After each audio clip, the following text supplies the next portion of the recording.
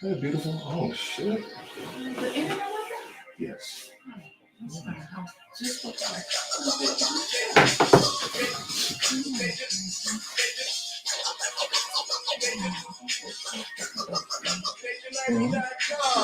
Mr. Ivey, know the show must go on. And for Cincinnati, man, I look on. Jules made another flame for me to cook on. Raise stars, close this year too strong. Team AI, chop it up at the chop shop. Top notch with the king clover, hot shot. Top spots in, listen to the real. Jumping like hopscotch, nobody harder than no. Fake not, not only citywide, but nationwide. Superlative, keep it locked like the nation guys.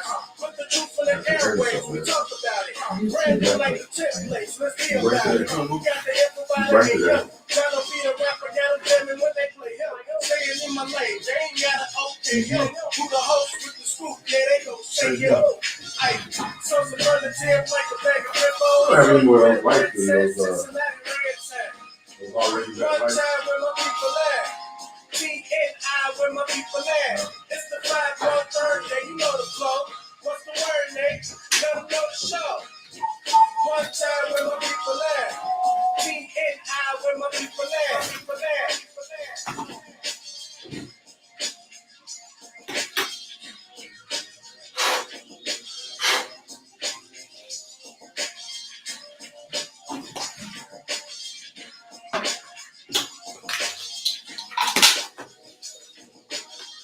Tremendous Thursday to everybody. Welcome back. Good morning to you. Good morning. Welcome back. Come on in, everybody. Good morning. Good morning. What's up, Brian? Good morning, Brandy. Good morning, Anthony. Good morning, everybody. Good morning. Come on in. The Great Resignation is justified. A woman was pardoned for killing her pimp, and the Reds don't deserve a parade next year. They just don't deserve it. Like, when are people going to get it? They just don't deserve it, man. My son goes to a CRC summer camp, and they're scheduled to go to the Reds game. And I'm torn because, you know what I mean, I don't waste my time with losers. I don't waste my time with no losing sports franchise. Like, if you can't muster up enough whatever to win, then I can't muster up enough time to go spend my time for you. Now, y'all know I wasn't effing with the Bengals for a while. I was not effing with the Bengals for a while because it was just a trash product. I don't deal with trash products, period. My money is hard to come by. So I'm not going to just give my money because it's a local sports team. And remember back with Rudy Tootie, a.k.a. Andy Dalton? I called him Rudy Tootie, the red water pistol. When he was the coach, the starting QB, I started watching that garbage. My time can be spent better ways, man. I can get on Netflix. And I can get on 2K, something like that. Get on the Xbox or something if I want to waste some time. But I feel the same about the Reds. I've been making this observation for some time that the Reds don't deserve a parade. Why do we keep doing this? We need to rethink some of these local traditions. If anybody deserves a parade, it should be the damn Bengals. They went to the Super Bowl. Now explain that to me. Why? And now the Reds are like 28 and 1,000. They're like 28 and 1,000. 28 wins, 1,000 losses. They're like one of the worst teams in Major League Baseball. I'm torn. You know, I'm gonna have to look past that because it's about me and my son. But my son is scheduled to go to a CRC Reds game, but I want to take him to a game first on some father-son type ish, right? So I'm probably gonna break down and get some tickets here in the next week or so because I think he's planning to go sometime soon. I got to look at the calendar. And I want him to go with his daddy first so we can have that experience together. And I ain't happy about it, but I'll make the best out of it. You know, we can still have a good time to go down here and watch this trash-ass team. Excuse my language. I'm trying so much better to stop cursing. I really am. Excuse my language to the children. Lord, forgive me for my brash delivery. I ain't feeling it, but I'm going to break it down because it's not about the Reds. I just want you to know, Castellini, it's not about you. It's about my boy. It's not about you and your trash team. If anybody deserves a parade, it should be the Cincinnati Bengals. That's right, the Cincinnati Bengals. Old school with it. This trash team, people be running down there. I ain't going down there for no dang on parade for no weak team. You guys get to the playoffs, and that should be the contention for. It should be like It shouldn't be automatic. Now, I know that I'm challenging traditional, like local traditions, but that's what I do. Good morning and welcome to the last honest place in America. The Great Resignation is justified. We'll talk about this. And a woman has been pardoned for killing her pimp. We'll talk about that as well this morning. Hopefully your power is on. My internet was off most of the day. Well, not most of the day, all of the evening. I'd say from about whenever that storm hit, it knocked out our internet. And it was okay. I mean, I had some things to do, some really pressing things to do I needed in there for. I wasn't really able to do it. I could have did the whole hotspot thing. I could have. But, and we did that a little bit. My daughter pulled out the hotspot. But not having internet, man, it's like, whoa, how did we exist before the internet? You know what I'm saying? Like, I don't even know how we was able to even function. It's like, it's everything now. Anybody doing any kind of business, especially all the people working from home nowadays, how do we operate, man? So I hope that your power is back on, because I've lived through that for like a whole week. Going back about 10 years ago, there was a big high wind storm. At that point, we were living in Walnut Hills. East Walnut Hills, pinky up. East Walnut Hills, right? Because we love to make distinctions between ourselves. It's just Walnut freaking Hills. Ain't no east, there's no west, there's no north, there's no south. It's just Walnut Hills. Unless you live in East Walnut Hills. You just love to say East Walnut Hills. Pinky up, pinky up. And high winds came through. They knocked down our power for a whole week, man. It was like we were transported on some Bill and Ted's Not Excellent Adventure type ish back to the medieval times. It was not good. We got candles. It was not good, but we survived. So hopefully your power is on, and you're able to do what you do. Because what you find out when your power is off, you're like, wait a minute, how am I going to plug up my phone? One of the first things you start thinking when the power goes out is like, I got my phone. And then you're like, wait a minute. My phone runs on batteries. Oh, Lordy, Lordy, Lordy. It's just another example. Like, look, disaster preparedness, my friends. You know, make sure you got some waters, gallons of waters. Get you about 10, 20 gallons of waters and store it down in your basement or wherever you are, because what if the water goes out? You know, get yourself one of those generators. You know what I'm saying? You can still, man, they make these things. You're going to have to spend some money for it now. We're talking about 7, 8, and that might price a lot of people out. But if you can afford it, go ahead and get it. You can plug your phone up. Some of these things got USB connections. You can run everything through these little generators. You know what I'm saying? Take care of yourself, family, because you got to save you. You got to save you. Good morning to you. Kush writes, my Wi-Fi network went out and I went berserk. It's just amazing how we get these creature comforts. Like, let's be honest here. The internet is nothing more than I can't say that. The internet is indispensable. We can't live without it.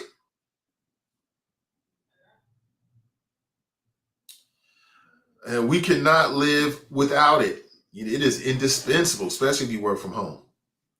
Good morning to you. I got lots of stuff to talk about. There's so many things to discuss this morning, but I want to hit some of these major topics that I brought up. The Great Resignation is justified. And, the Great Resignation is what they call, like during COVID, like millions of Americans left their jobs and never went back. Employers are still scratching their head like, well, how do we get people? How do we attract people? They're still scratching their heads trying to figure that out. Like, what do we do? What do we do? And I've always maintained that there's a reason why people left their jobs. Because what they realize is that they're being exploited and that they can do better somewhere else, maybe by themselves, maybe working from home, coming up with a hustle, something like that. So they're like, screw this, I'm out of here. Good morning. Good morning. I'm just going to sit in the back. You're just going to sit in the back. Okay. That's Junior. He's got to come in. They're like, screw this, man.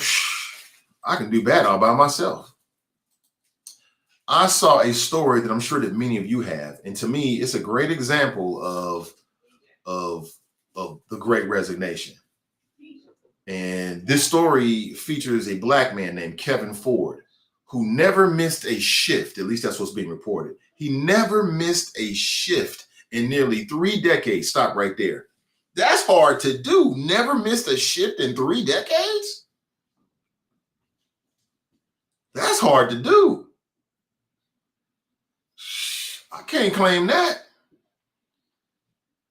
And he worked at Las Vegas McCarran International Airport under HMS Host. Now, that's a food service company for restaurants like Burger King.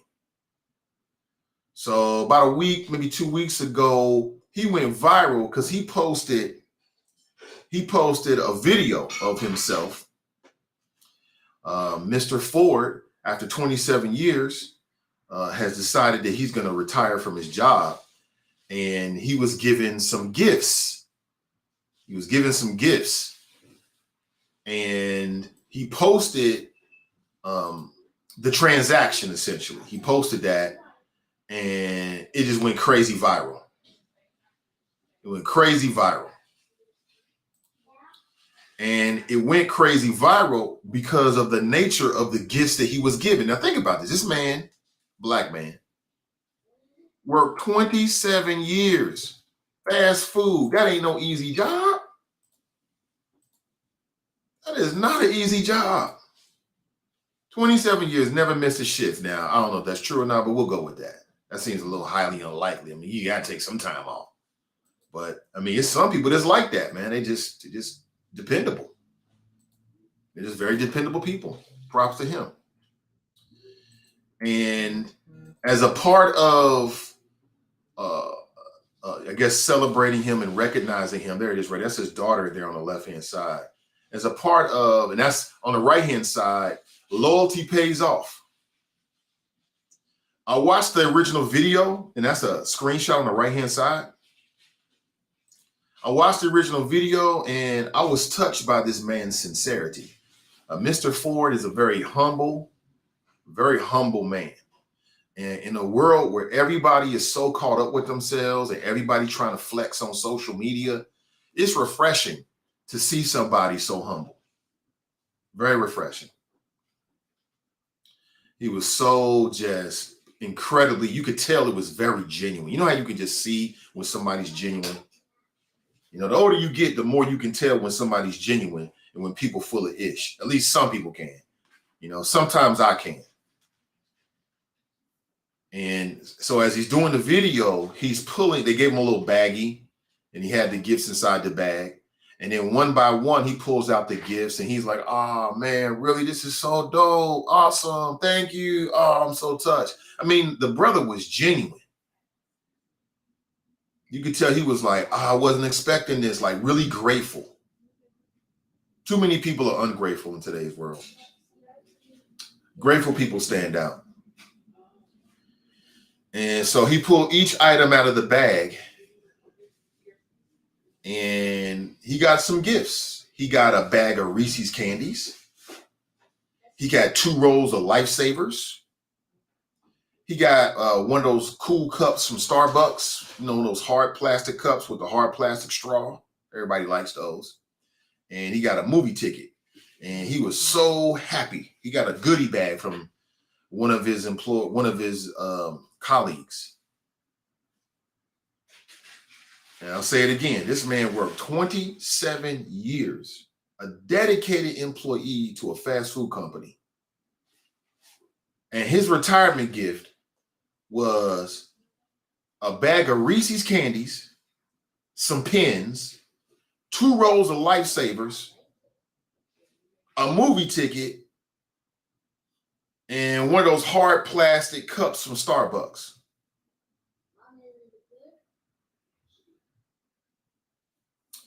And he was grateful about it. If you see that video, you'll see how grateful he was, man. It's refreshing. It really is. He was grateful about it.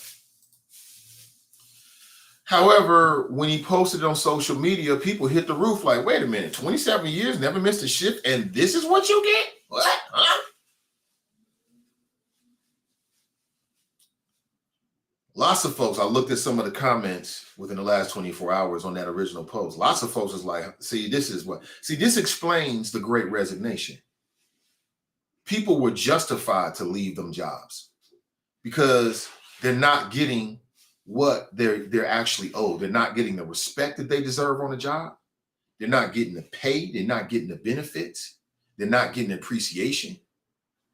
If you want to look to what caused the great resignation, look at the bosses, look at the employers, look at the working conditions, look at the benefit packages. That's why. That's why people leaving some of these jobs and never going back, because they're being taken advantage of and they realize it. They can do better. You ever heard the term, I can do better by myself? That goes for jobs too. Every job is not the same. Say it with me. I hate when people saying, well, when I hear people say things like, there's all these jobs out here. Man, I don't want to do that. I ain't trying to do that for no long time. I'm not your slave. What does that look like? I mean, some of these jobs amount to basically, it seems like in some cases, indentured servitude. Bad working conditions in terms of like the physical conditions, but also the culture. You ever worked on a job with a bad culture, bad environment? Did you leave? You probably left that mofo as soon as you could, couldn't you? And that's called self-respect. So I applaud that man. Now his daughter, she went on. I understand why people sent money to him. His daughter started a GoFundMe. And she's like, look, we ain't necessarily asking for money, but they were pretty much asking for money. But she's like, we're not really asking for money, but he'd like to go see his grandkids. And as of June 29th, so that's like a week ago, and I'm looking at the latest article I could find, or an article that I could find about it, or there's many articles, but the article I'm looking at was dated June 29th. He had received over $200,000 in donations, including some big time celebrities was giving in some stacks as well. I appreciate that. I applaud it. $238,000, that's enough for him to do something with that. He can do something with that now. That's a nice little nest egg right there. He can make something happen with that. He might be able to flip it. But could you imagine working nearly 3 decades, never missed a shift? And your reward, and I think that you should reward people like that. Like, hell, if you get somebody that worked 5 years and never missed a shift, you better appreciate it, because most people taking time off. Most people ain't going to be there. Like, I ain't going to be able to do it. Sorry. I ain't going to be able to do it. Sorry. Oops, my bad. But I applaud this brother, man. I applaud this brother for his dedication. They always trying to make it seem like we lazy. Thank you so much. Yeah, thank you. Appreciate that, black woman. I don't deserve it, but I'll take it. I don't deserve it, but I'll take it. Yeah, they try to play us like, oh, we lazy and black folks don't want to work. What the hell? We built this damn country. Go somewhere and sit your ass. I'm trying so hard not to curse the babies. Think of the babies, Nate. Think of the babies. Okay, I'm thinking of the babies. Thinking of the babies. Lord, forgive me for my breast delivery. Lord, forgive me for my breast delivery. Lord, forgive me for my breast delivery. Okay, I'm good. I'm out the danger zone. I'm good.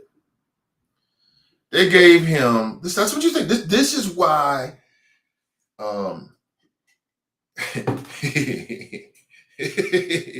If you work at a business or you own a company or whatever, you're a manager or CEO, director, or whatever, hiring manager, HR, and you were impacted by the great resignation, you should look at your company culture. You should look at what you're actually offering people and the working conditions that people are living in, because that's why they left. If people feel appreciated, if they feel valued, if they feel as if hard work is going to be paid, is going to be appreciated, you know what I'm saying, going to be compensated, then they don't leave. When you got a bad company culture, bad bosses, I'll say it again, bad bosses, terrible company culture, horrible compensation package, that's why they're leaving. Simple as that. Ain't nobody got time for that. Lemmy said it's so right. These companies are not loyal. Right? What did Chris Brown say? Let's flip it. These companies are not loyal. These employers are not loyal to their employees. So when employees get a chance to roll, they bounce. I'm out of here. I'm out of here. Yeah, a lot of folks right now running around. How do we keep people? How do we keep people? How do we keep people? Damn, we can't keep nobody. We can't.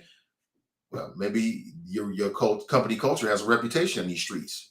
Maybe that's why. Most people want to work. They want to work. They don't want to be on social safety net. They want to work hard. They want to be compensated for their whole work, their ingenuity, their creativity, their sacrifice. They want to be compensated. I know I want to be compensated. Don't you want to be compensated? Raise your hand if you do not want to be compensated. Exactly. Everybody want to be compensated. But they gave this man some Reese's candies and 2 rolls of Lifesavers. Now, maybe he got a sweet tooth and those are his favorite candies. Okay, cool. He likes Lifesavers. Gosh darn it, we gave him some Lifesavers. Okay, cool. Movie ticket. Hey, I like the movies. Some pens. I mean, hey, you can always use a good pen. And one of those hard plastic cups from Starbucks. Now, when the media reached out to HMS hosts, they put out a statement. They just basically doubled down. They was like on some like, well, this is just an example of our remarkable culture and how we care for and value our long-term workers. Mr. Ford is a part of an exclusive club of people who have worked so hard for us, and we appreciate him and we recognize everything he did. That's it. Y'all ain't cut this man no checks. You know what I'm saying? Nothing says appreciation to me like checks. I don't know about you. Checks. CHECKS. I ain't talking about the gosh darn cereal. I'm talking about somebody could take to the bank, sign the back of it, and they give me cash. That's what motivates me. Among other things, obviously. The Great Resignation was justified, and you know, people are finding other ways to make their money these days. They ain't got to deal with that. They're not gonna deal with that. They're not gonna deal with that. So, you know what I'm saying? Like, I've seen too many people deal with BS on jobs because they gotta pay the water bill. They gotta pay that Wi-Fi bill. You know, kids, college, and I get it. You know, as adults, I'm not telling you that I haven't had to make those sacrifices. That's some hard, oh my God, that's the hardest thing about working, ain't it? Oh my God, it hurts the soul. You gotta keep your mouth, you gotta just bite it, keep your mouth closed, and you know some of them, oh, you about to leave? Yeah. I'm not happy about this. All right. She's on her way to cheer camp. Leaving us. Gosh darn it. Got everything? Yes. I'll miss you. Miss you too. You call me all the time. Yeah, she's leaving. Hey, bud. What up, man? In the afternoon, I'm going to show you my dinosaur boat. Okay. Are you swimming lessons today, man? All right. That's if it doesn't rain. If it rains, you know you don't do swimming, right? I'm telling you, if it's raining, they're not gonna take you. I'm just telling you. So Don't forget to measure your expectations. All right, I see. Kids are leaving. Children are making that transition. See you later. Gosh darn it, she's 17, and I don't like it.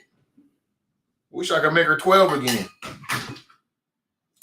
That's right, cash in hand, cash in hand. These companies are not loyal. But I've been there before. I had to, you know, you want to say eat shit and keep my mouth closed. Every adult that works for somebody has to do that. Every adult that works for somebody do. I ain't no damn different. I've had to do it. That shit burns my soul all the way up too. Especially when you know they on some BS.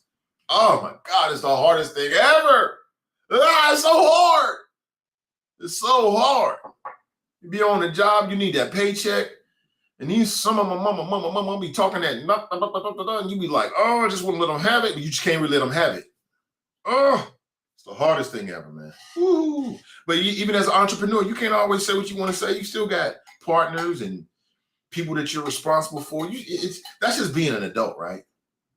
That's just being an adult. Excuse me. Oh, Lord, forgive me for my brash delivery. I'm trying to do better, y'all. Trying to do better. Trying to do better. Trying to do better. Trying to do better. Trying to do better. Trying to do better. Trying to do better. So, no, many people are listening with their children, and I respect your children. I respect that. Lord, forgive me for my brash delivery. I'm trying so hard. Yeah, we're talking about Kevin Ford. That's the brother right there, man. I give this man props for his hard work and dedication, his humbleness. These are all qualities they say that we don't have. They try to play it like we all just about sex and drugs and violence. Meanwhile, the white dudes is killing random people at the 4th of July parade. Meanwhile, you talk about senseless killing, that's senseless. You just randomly killing people because you weird, because you got a problem. Because you got a problem. You're just going to randomly kill people. I saw some of the images, man. Oh, my God. Just touches on the heartstrings. There was one couple, it's a white couple. They got mowed down at the Highland Park incident in Illinois. It just pulls on the hearts. I'm like, damn, I'm just trying to enjoy the 4th of July and get some barbecue. I got a day off. I go to the parade. And this weird ass, Lord, forgive me for my brash delivery. Lord, forgive me for my brash delivery. Lord, forgive me for my brash delivery. This weird mofo is on top of a building with a weapon shooting random people because you weird. It's your weird ass. Lord, forgive me for my brash delivery. Lord, forgive me for my brash delivery. Lord, forgive me for my brash delivery. I'm trying to be better, y'all. There it is. I'm better now. This weird dude, these weirdos out here. And then he dressed up as a woman to evade police. You can't make this up, man. You cannot make this up. This is crazy. Oh my God, the world we living in. It's a sick world, y'all. It's a sick world. Very sick world. But we're going to get through this ish together. Okay, they're not going to beat us. They're not going to beat us. Today's show is brought to you in part by our friends over at Beam. Let me take this off right here. That's the Black Economic Empowerment Market. And it runs through October 30th. It's at the Marva Collins College Prep Campus. That's at 7855 Don Road. You can contact Tanya DeMaz at 513-830-4206. You can sell your goods and your services. Now, they're just starting this off. So they really need help from a lot of people and support from folks who either are looking to purchase goods and or sell goods and services. And who doesn't love a good flea market? It goes on throughout the rest of the summer. As you said, their end date is October the 30th. And as for now, it's a weekend thing. It's like Friday, Saturday, and Sunday.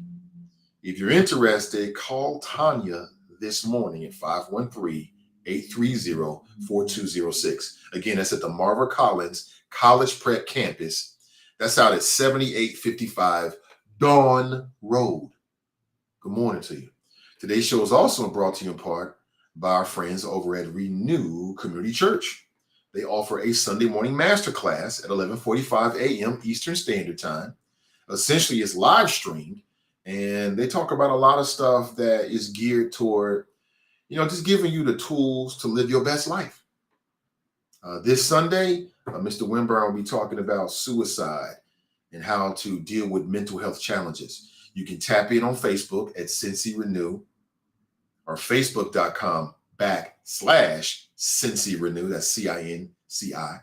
Or on YouTube at Renew Community Church. Good morning to you. Good morning to you. And Black Russia tried to call in and hate on Charlie Wimburn yesterday. And people just don't know. And I didn't really know until I got a chance to work with him and get a little closer to him. It's some hidden figures. There's people that do. I make a distinction between people that's out here doing stuff in the community and they just do it. They ain't running out in the media and posting on the gram. They just do it. And then some people, they run to the media when everybody know what I'm doing. I just make a distinction between the two. You know what I'm saying? You know what I'm saying? Like, and all I can say is Mr. Winburn does a lot more than people think he does for our community. I put it just like that. He does a whole lot more than people think he does. And I had no idea. I've learned it slowly myself. But good morning to you. Here I be. Here I is. Good morning to you. You got me for about, I don't know, an hour. I got about an hour's worth of flows, maybe 90 minutes worth of flows. We'll see how it goes. I don't want to waste your time or mine. Good morning to you. I believe we have a call on the line. Let's take it. Good morning. Welcome to the show. Good morning, Nate. How we doing this morning? I'm doing great. Is this Chris? Yes, sir. Hey. Yes, sir. Hey, good morning, Chris. Welcome. Thank you, sir. Thank you. You know, I think I may have called in prematurely. Okay.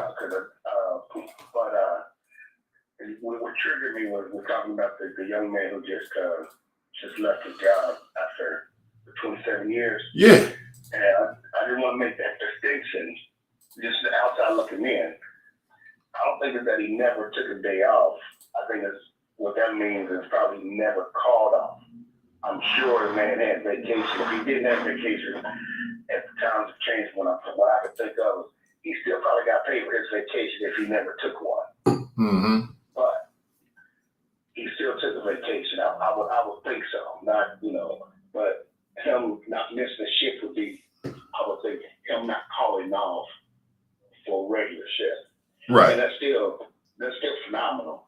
I mean, for 27 years and not calling off, whatever's going on, I got to get to work, and until you mentioned it, all the little gifts that he got, and like you said, when you see the video, he seemed humble, appreciative of just those little things. Right. I think before you mentioned what the company said, I was looking at it from the angle of these are other coworkers who purchased the gifts and not the company. Right. And that's why it was posted where it was posted. Wasn't posted on the company's website or we thank you or different things like that. Right. That's what I was when it first came up. That's why they ain't going in hard on these coworkers for giving the little gifts and the little time that they work together. They all didn't work 30 years together, I mean, it's like almost like me as a husband and a father. And the family asks me every year, what do you want for Father's Day? What do you want for your birthday? And what do you want for Christmas? And I always tell them nothing because I already got it. My daughter had asked me, I want you to make good grades in school, and I want you to be something for yourself. That's the gift you can give me. All these things. And my wife asked, my mom said the same thing. And they always say, but you're always giving us whatever, whatever we say we want, you give it for us. We want to do the same thing for you. Same thing for me, just get together once a month, which we get together, I think more 2 times a month. Sit down and have dinner, play cards, have a little drink, and that. So he made things like you said, him being a humble man, that's what he likes. Don't give me nothing. I mean these Skittles, and I like my Starbucks, I like my Lifesavers, I like my Reese cups. It doesn't have to be in abundance. It's a thought that can just, but you were right when you said the company, this is what they said, but we don't know what they gave, if anything, which they probably didn't. But, like I said, that's why I called in a little prematurely, because I was on hold when you was talking about what the company said to the meeting. Okay. All right, brother. Anything else? One thing that triggers me is, everybody, when you say some people they don't want to work here, they don't want to, and at these different jobs, and when you say people, because I was talking to a coworker, I would say nobody don't have a job because everybody's hired. And the thing about it is, it's like it's an unemployment market, if that makes sense. You know, we can pick and choose. Remember when there was time when we had to, on Sunday morning, we had to wait for the paper to get the full unemployment. And, you know, it was the company really choosing who they wanted them to work for them. Now, companies, now, as long as you breathe in and can walk in, you can come in to work.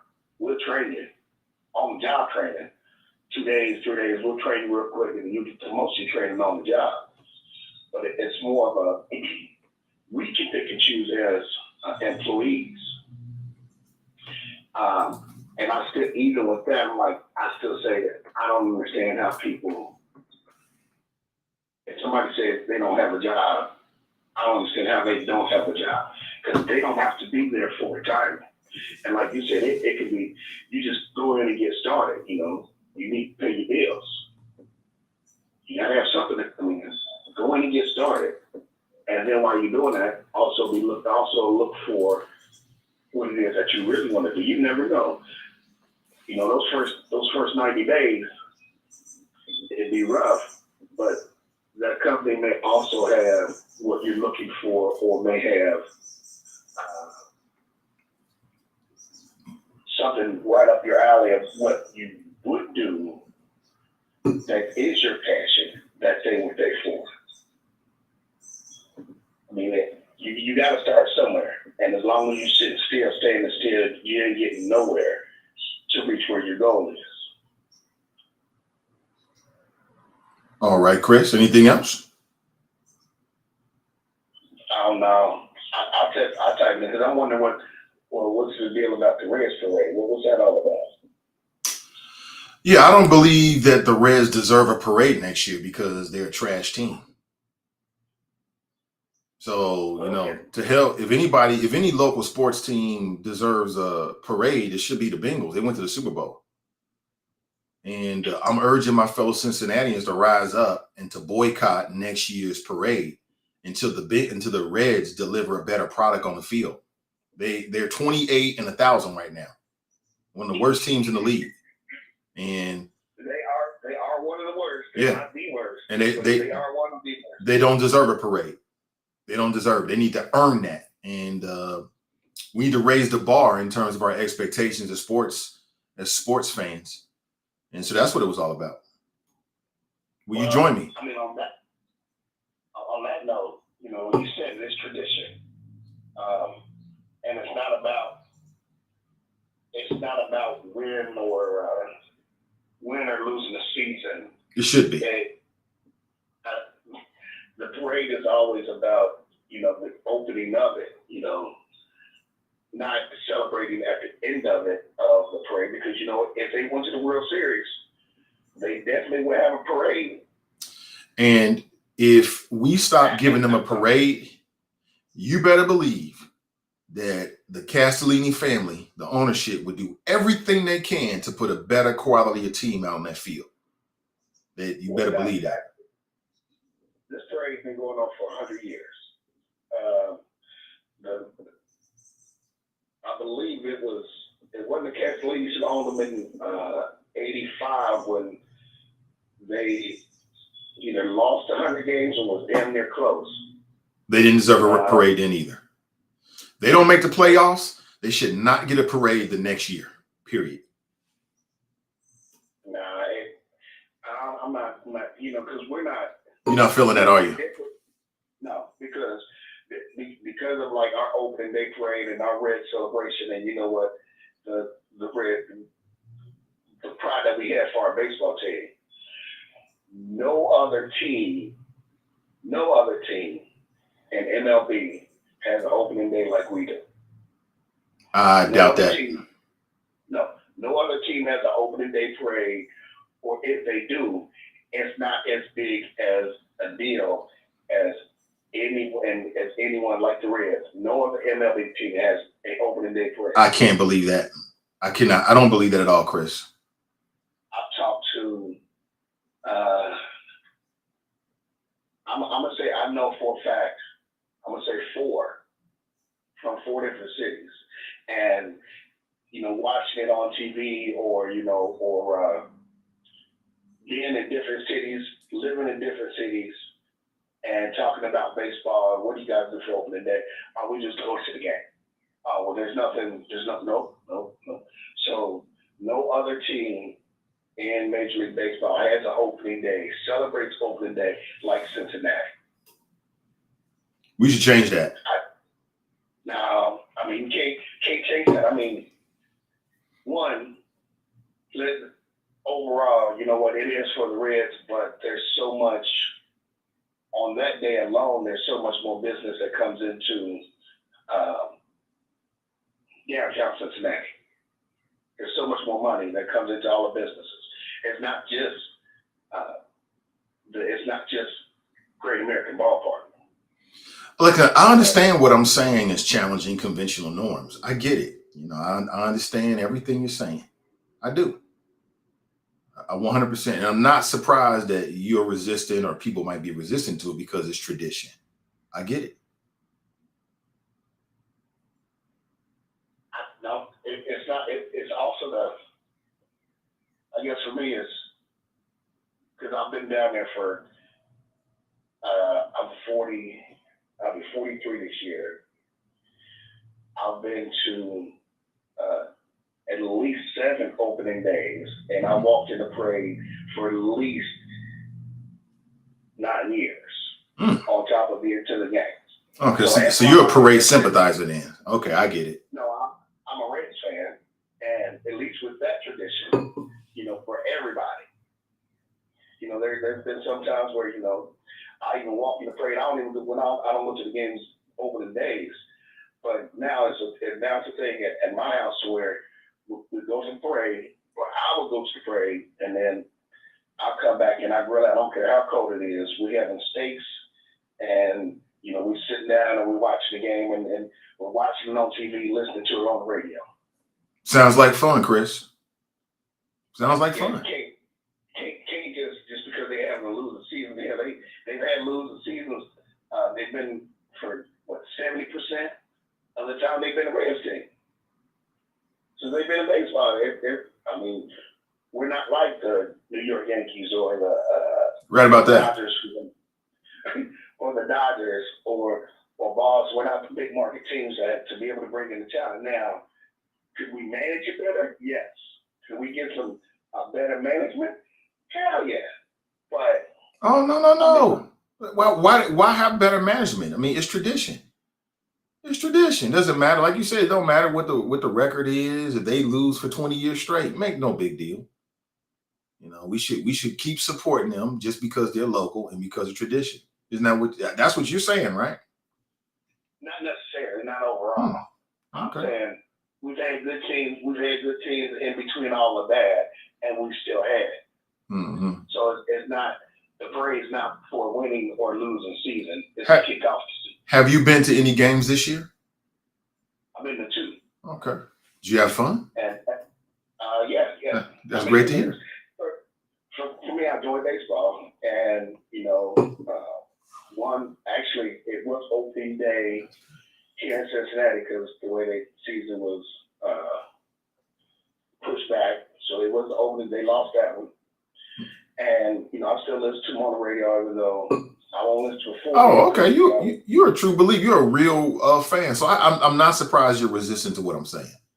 I'm not surprised. Like what I'm saying, probably I'm talking gibberish to you. Like what? We can't do that. I get it. Challenging conventional norms and traditions is a hard thing to do. I completely understand it. And I can understand now why you're resistant to this. I understand. Yeah, I am a fan. I mean, I'm not a loyal, diehard, but sounds like it. And there's nothing wrong with that. Nothing wrong with being a diehard Reds fan. That's what you like. That's what you like. But it's not. I guess you're not going to convince me like we should take it away. It's not for the celebration of the year. It's the celebration of. I agree. I'm not going to convince you, Chris. You're right. I recognize that. I mean, it's almost like I'm gonna throw in something. You may think it's something totally different. It's like Okay. Thanksgiving. Thanksgiving was really, from what we were taught, a celebration of the end of the crops, and what we're gonna come together and we're gonna celebrate the end of the season. And it's been done like that. I guess that was probably a bad one. I think so, Chris. I think that was a bad example. That was the first one that could pop in my head. That's every year. Yeah, I don't know if that was the best example. I'll pick one and I'll put it in there. All right, brother. Well, there was. Go ahead. Duke making a lot of money. Duke making a lot of money off of y'all. Duke? Like Duke Energy? Yeah. Why you say that? Because y'all electricity been on for 3/4 of the year, and y'all still paying every month. Y'all got to pay, and they want 50 million or some more for next year to keep up with the infrastructure. They asking for a tax for 50. They're gonna raise y'all's rate up to for just, and they say to keep up with the infrastructure, but it ain't shit this year. It's only been on. Y'all only had electricity for what, half the year? I've had electricity the whole year.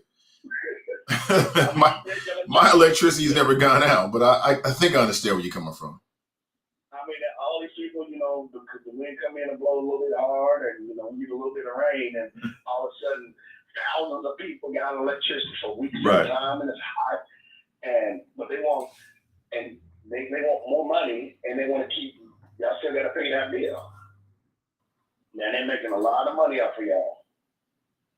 It's a good game to be in. Right. It's a good game to be in.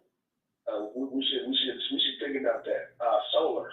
Y'all might want to think about solar. Everybody in Hamilton County under Duke, Campbell County, Kent County, who's under Duke, should think about solar part way. That'd be like y'all backup generator, because y'all electricity go out once a month for a week. Once a month for a week. Mine hasn't gone out at all, but it's gonna happen sometime, Chris. Listen, I appreciate you, brother. Have a great morning.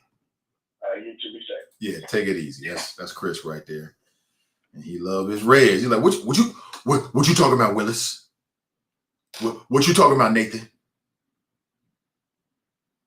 What you talking about? You ain't giving up no damn. Pump the brakes now.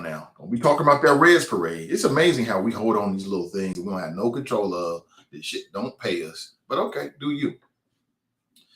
I want you to check out this man right here. Anybody know this man's name?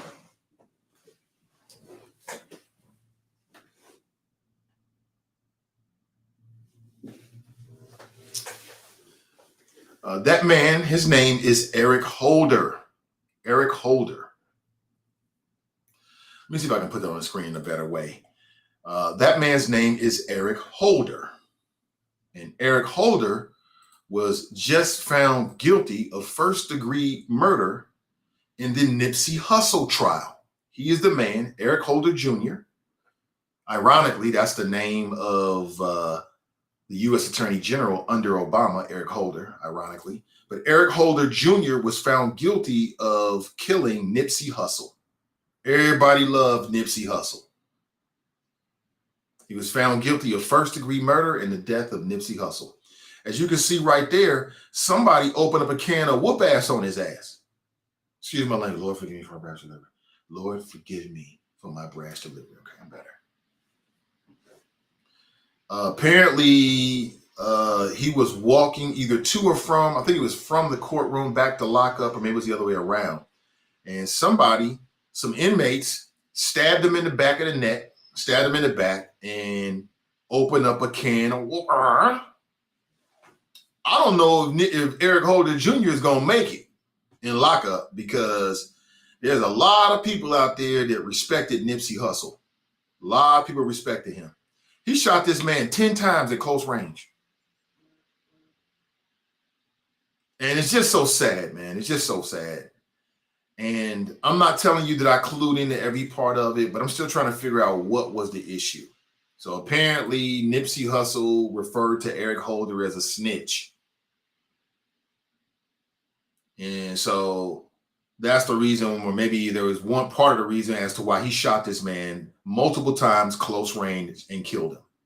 Now his life is over. From snitch to prison, well, it rhymes with snitch. So that's better. So it's better to be a prison, well, rhymes with snitch. That's better. Okay. Okay. I get it.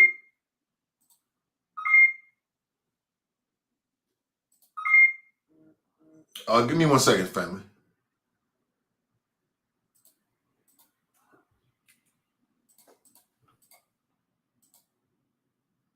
Give me 1 second. All kinds of crazy stuff is happening on my screen. All right, sorry about that. All kinds of crazy stuff is happening on my screen. So this man, he hasn't been sentenced yet, as I understand it. Authorities we'll figure out what happens to him, but he was found guilty. Found guilty. And I think there were 2 separate incidences in which inmates tried to do violence against Mr. Holder Jr. there. Again, I don't know if he's going to make it. I don't know if he's going to make it in lockup because,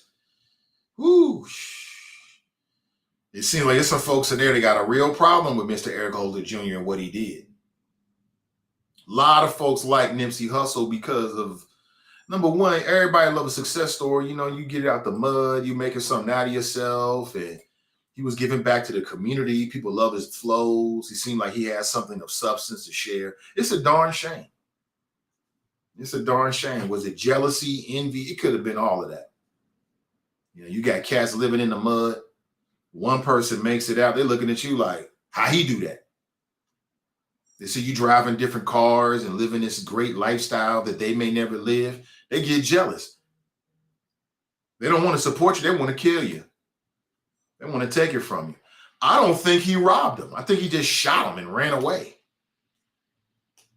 Just a tragic, senseless death. Well, I'll take senseless out of it because, Mr. Eric Holder had his reasons, I'm sure, whatever the hell they could have been. But now he's probably going to spend the better part, if not the rest of his life in jail. And that's better. That's better. It's like, think it through, bro. Think it through. Think it all the way through. 32 years old, shot this man down in 2019. Your life is essentially over. His sentencing will happen, later this year in September. Like September 15th is the date I'm looking at. Convicted of attempted voluntary manslaughter for wounding 2 bystanders in the incident. So he was just shooting everybody. Everybody was getting led that day. And apparently, what I did watch enough of some of the clips of the trial.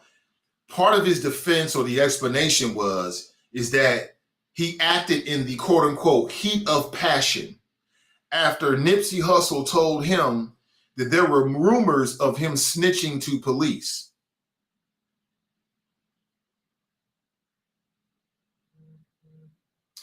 And because of that, Mr. Eric Holder Jr. shot Nipsey Hussle at least 10 times. They had a conversation. Nipsey Hussle accused him of being a snitch. Eric Holder left, came back 10 minutes later, and just started shooting folks.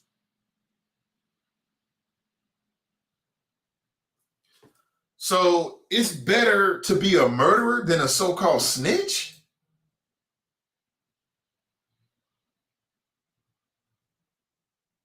And people kill me with all that snitch talk. I ain't no snitch. I ain't no snitch. Well, that's just because you haven't been pressed down on. If the boys press down on your ass, you're going to be just like them people on PG Sinfield trial. They say, we're going to want you to wear a wire. Your ass going to wear a wire. All this super tough talk. I ain't no snitch. Most of these cats talking like that, they'll fold in like a lawn chair as soon as the boys roll down on them. Put a little pressure on them. What you need to say? I tell you everything. What you need? What? I didn't do it. Oh, mama, I want to go home. Get out of here. All that super tough talk in the streets, I don't believe none of it. I ain't no snitch. You ain't been put in a situation. Most people, if not everybody, is going to snitch. If you're looking at years and years in prison, and I don't care who you is, period. All that fake tough talk, all that fake bravado. I ain't no snitch. I don't talk to the police. That's because they ain't never really came down on your ass.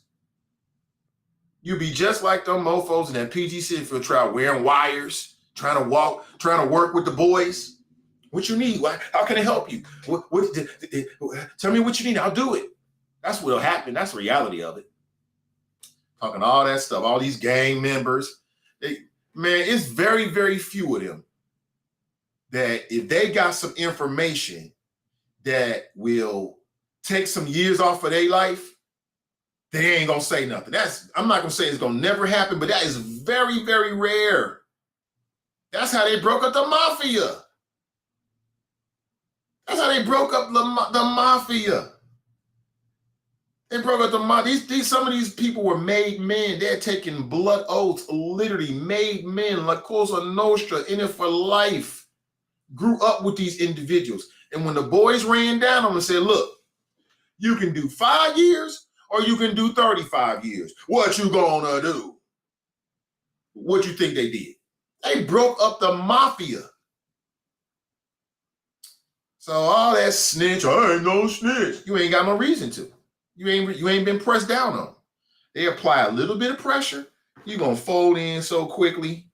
I'm just keeping it real with you. All these people talking all this nonsense about snitch this and snitch that. Man, please. I'm trying to go home. I'm trying to go home. Especially you got kids, you got a lady. You know what that means. You got a lady, you locked up. You know what that means. She got needs. You're locked up. You can't do shit. You know what that means. Excuse me. Lord, forgive me for my brash delivery. All right, there it is. I'm better now. You know what that means. Get that letter like, you know what, I love you, but I'm moving on. You can't do nothing about it because you want to lock up. All this fake tough talk, man. Please stop it. All this. I hate when I hear these fake tough guys. Get out of here, man. Keep it 100. Keep it 100. You'll be wearing a wire just like whoever else you name the case. You'll be working with the boys. How can I help you? How can I help you? How can I help you? How can I help you? Have I done enough, boss? Let me help you, boss. I can help you, right? You be on your knees begging and praying so you can go home to your family, your kids. What would you do? You ain't got to put it in there because, people feel kind of squirmish, but look, you already know. I'm just being real with you. You can do 5 years or you can do 25. Scratch that. You can do 5 years or you can do 10. What you going to do? You know what I'm saying? When they rolled down on Sammy the Bull Gravano, what did he do? He turned on the Teflon Don, testified. He did it. What happened? Sammy the Bull Gravano got a YouTube channel talking about his past exploits. And the Teflon Don is dead, died in prison. What you gonna do? Exactly. You're gonna be like Sammy the Bull Gravano. He got crazy bodies. Crazy bodies. Infamous mafia hitman. He was part of the brotherhood, the family. The boys rolled down him and said, look, we got you. You can do this, or you can do that. What you gonna do? You're gonna do what Sammy the Bull Gravano did. So you can come home and get a YouTube channel and talk about your past exploits and try to get your numbers up. Or you can die in prison. Ain't nobody trying to die in prison. Nobody.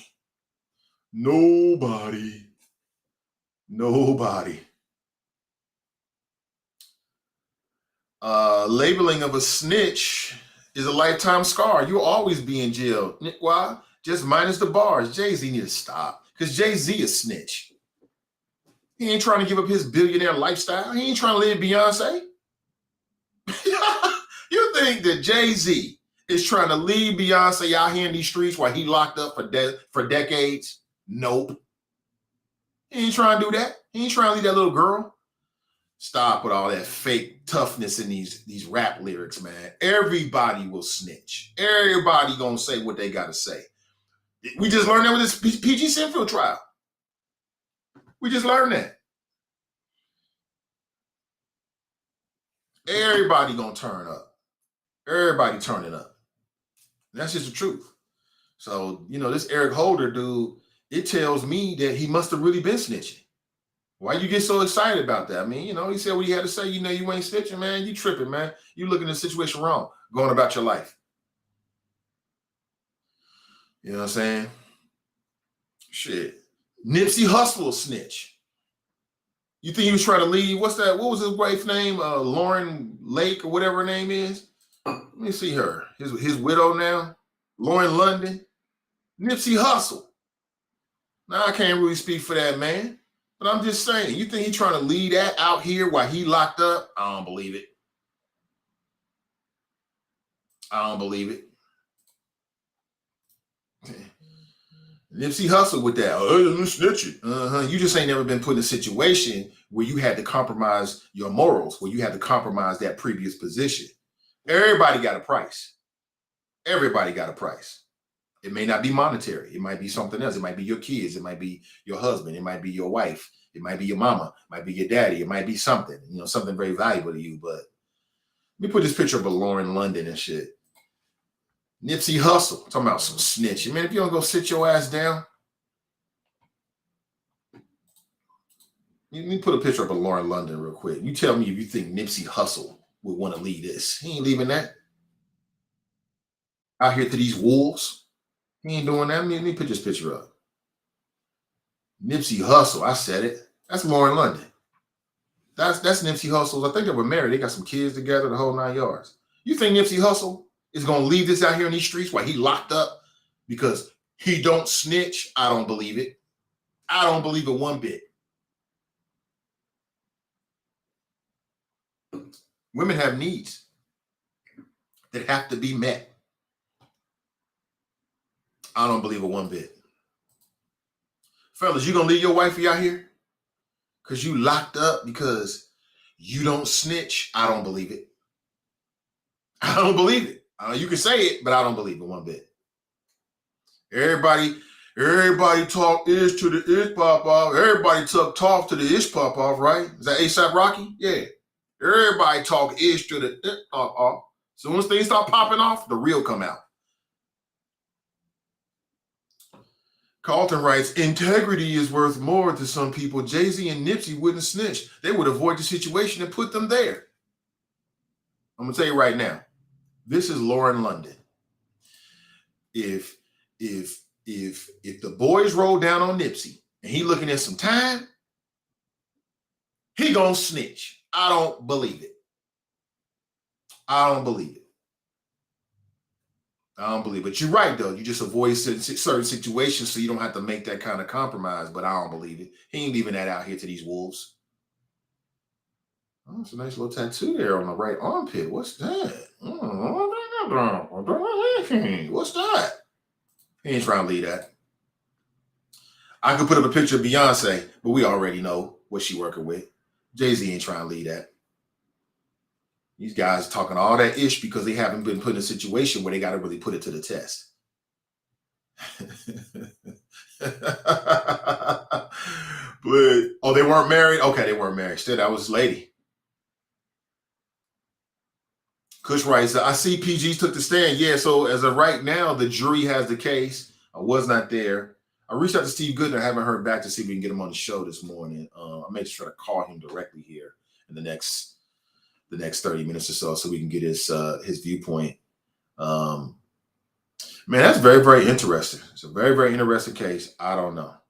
I have no idea. I'm just going to wait and see like everybody else. I'm not there, so I'm getting everything secondhand. I feel the same way as I did before the trial, that there's a very fine line, and it's just going to come down to whoever the government believes. I think that, PG Sinfield looks bad, but I also think that Ndukwe and Jared Cameron, those are the real star witnesses. They look bad. If I'm on the jury, I don't know who to believe. I don't know who to believe. Do I believe these individuals, these star witnesses? But they're looking at criminal prosecution. They have criminal exposure. So that's what's motivating them. And they might say or do anything to try to make a case for the FBI so the FBI can say some good things to the judge in their case. Okay? And then when you listen to the transcripts or read the transcripts of what was said by Mr. Sittenfield, some of that shit looked bad. But then on the other side about that is that, you know, it came out that Mr. Sittenfield was already in favor of the project. So if I'm already in favor of the project, how am I selling my votes if I was going to vote for it anyway? It just gets really, really, I'm not even sure what the word, I want to say complicated, but it's not really complicated. It just really comes down to how the jury is going to view it. They really did. I read some of the transcripts, and during Mr. Sittenfield's testimony, he was saying stuff like, I trusted Mr. Ndukwe. He was a friend. I trusted him, you know, playing that side of it. Will that work? Will that work? I don't know. I don't know. It'll be very interesting to see. I think the impact has already been made on future politicians, no matter what happens with Mr. Sittenfield, but especially if he's found guilty.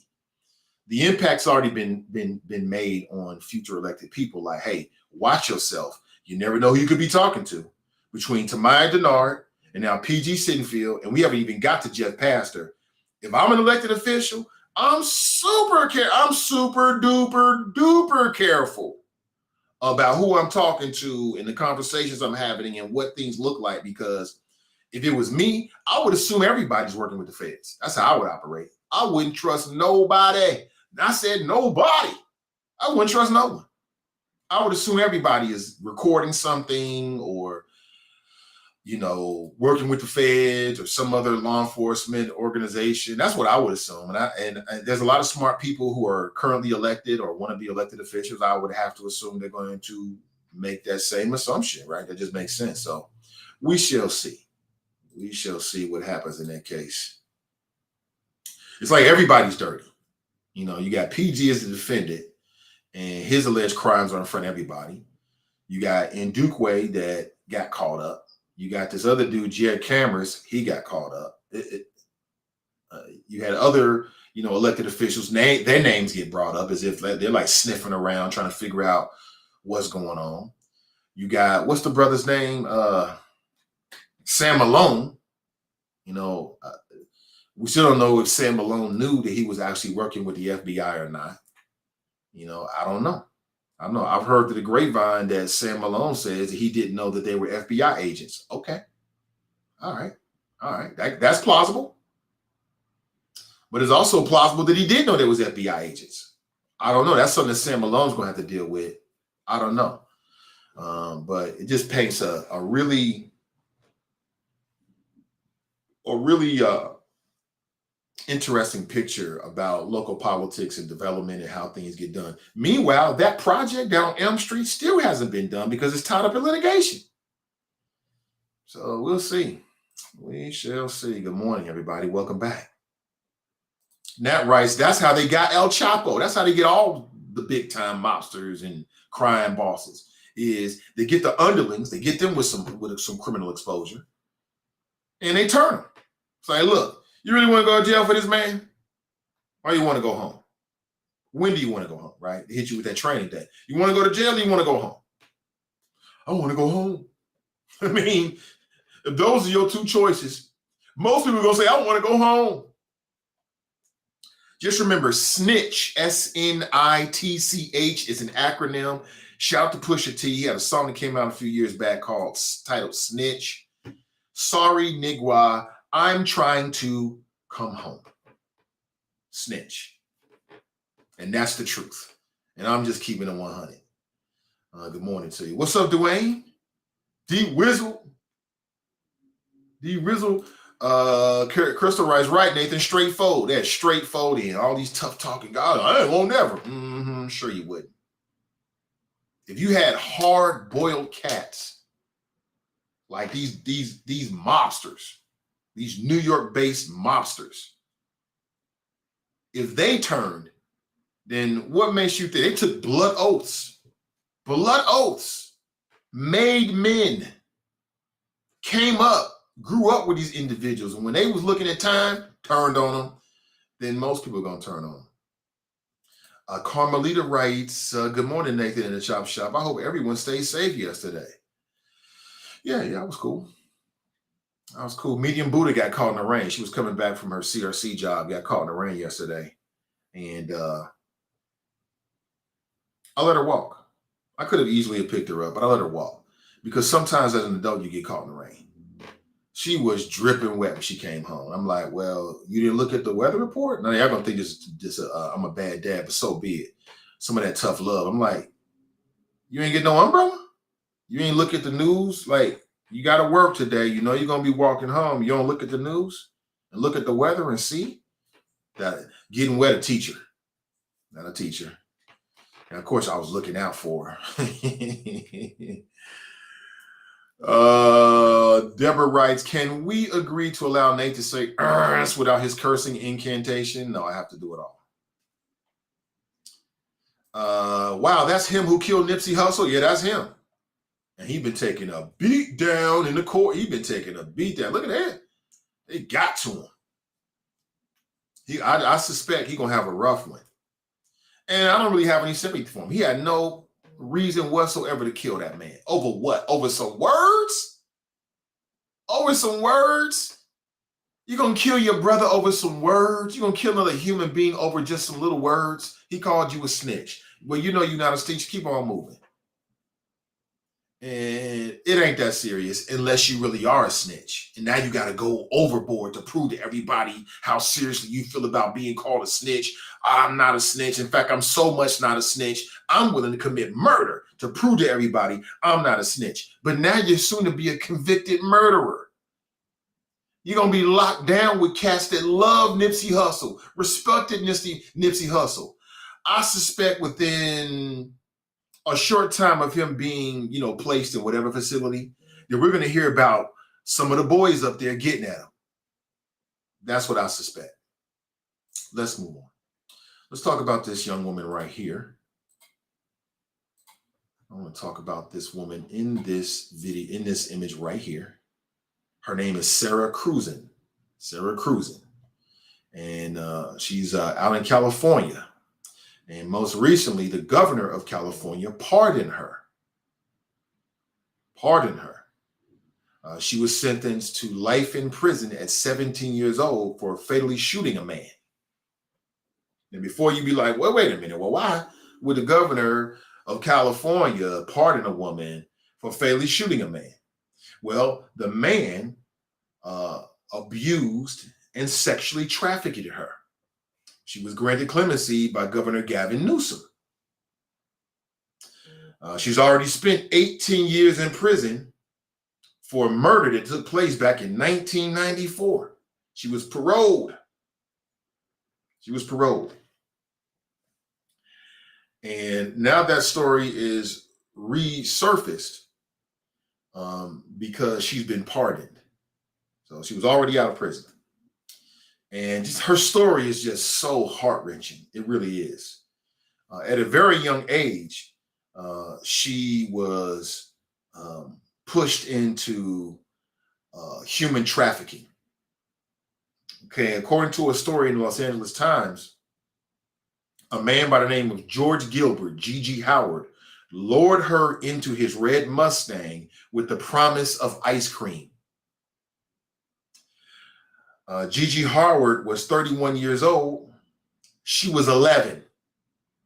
He forced her to have sex with 11 men her first night on the street. So basically, he pimped her out. Now, you already know how I feel about these pedophiles and these sexual abusers, because I was at odds with certain folks. And again, I ain't trying to put you out there. You believe what you believe about Bill Cosby, aka Bill Cosby. I don't rock with Bill Cosby, and I never will. I'm not watching his movies. I'm not watching the Cosby Show, and I don't want to be around anything associated with it. That's just me. I feel the same way about R. Kelly because I'm a man with standards, and real men have standards. And that's why I say real men don't rock with R. Kelly anymore. Any man who still listens to R. Kelly is suspect. He's suspect in terms of how he views and values women. You show me a man that's out here on some, I'm gonna still keep listening to 12 play. He don't really value women. He don't really respect women, period, across the board. There are no exceptions. Keep your eye on him. I don't really have a lot of sympathy for anyone who would basically kidnap a child at 11 years old and then sell them and force them into sexual slavery. I don't really have no, if the child gets older and turns the tables on you and they put something in your neck, so be it. You get what you get. Is that harsh? Is that harsh? Very, very harsh. I don't believe in the state's right to execute people. I'm a non-violent person, but I do believe in natural law and God's law, karma. And when you do stuff to us, you do terrible things to people. If those tables get turned and they end up doing terrible things to you, so be it. That's what you get. Is that harsh? Maybe so. Maybe so. As a child, this young woman, her last name is Cruzan. First name is Sarah. As a child, Sarah ran track. She was on the honor roll, but her mother was on drugs. And her mother admitted to abusing her as a child. That's a terrible thing right there. You show me a kid, you show me a messed up adult. If you sit down and talk with them, if you show me a messed up adult, I can almost guarantee that something happened to them as a child at the hands of another adult, whether it's their mother and father or somebody outside of that, almost 100% of the time. And because of the failure of her parents, she was susceptible to the streets, and she got swooped up by this parasite, this G.G. Howard dude, and he ended up pimping her out. It's been written that G.G. Howard assumed like a father figure role in a young girl's life. Ain't that some sad ish?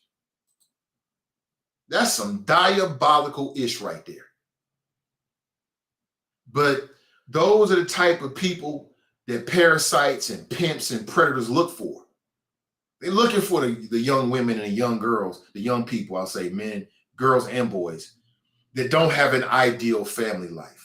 That might be a product of abuse, whose mother and or father is turned out on the streets, turned out on drugs. These people are highly, highly good at looking for that. They're predators. They play, they show them love. They never seen love before. Next thing you know, you're being pimped out for $60 a trick.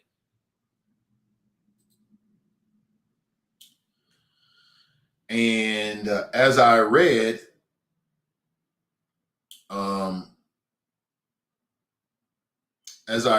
she met a boyfriend who convinced her to try to get revenge on this man, G.G. Howard. And they devised a plan to rob him. And during the robbery attempt, they ended up killing him. Right? There's even some testimony that she was forced to do it. Like some folks, like her boyfriend was forcing her to kill this man at the threat of maybe killing her grandmother. So just a really bad situation, man. I'm telling you all of this just to show you, like, everybody don't grow up with an ideal situation. Everybody don't have parents that are sane and drug-free.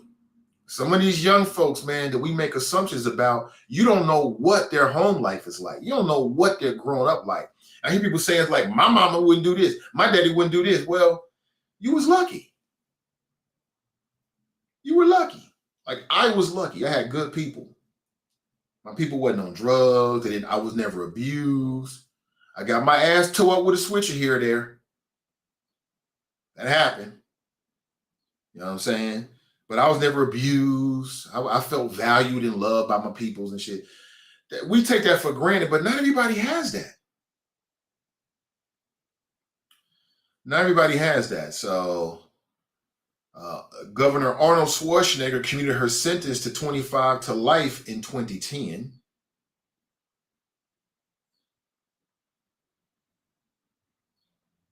And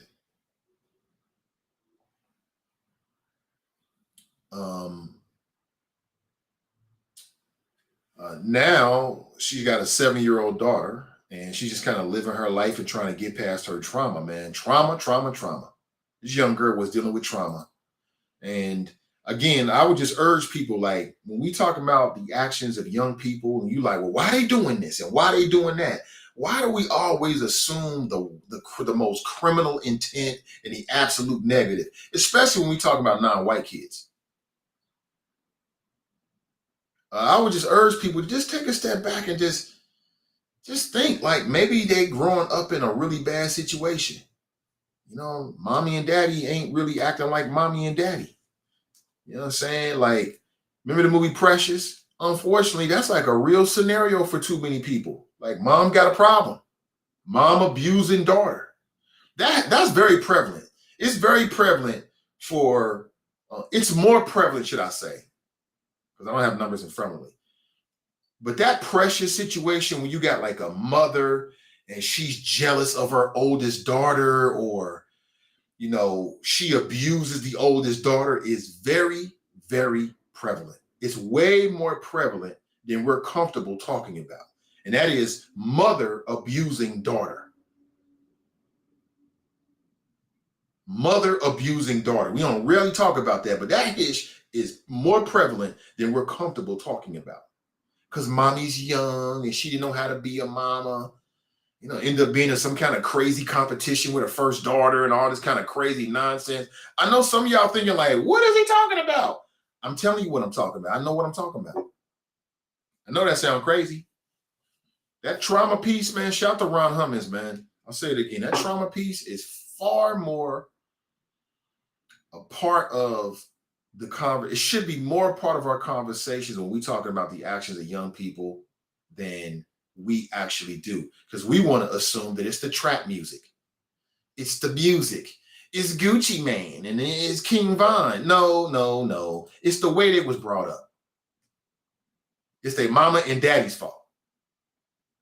You know, mommy not there, or mommy is there, but she's not really there, or she abusing. Daddy not there, or he is there, or he's abusing. He's bringing abuse and a toxic atmosphere. Kids growing up in this, they grew up all messed up.